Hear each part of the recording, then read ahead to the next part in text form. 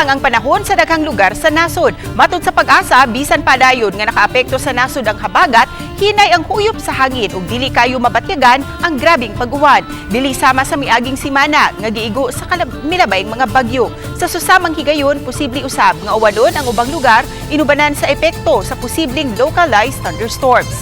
Base sa datos sa Metro Weather, adunay tsansa nga pag-uwan sa Samar ug Leyte provinces. Posible ang kusog nga pag-uwan, busa mga kapuso, mangandam sa hulga sa mga pagdahili sa yuta.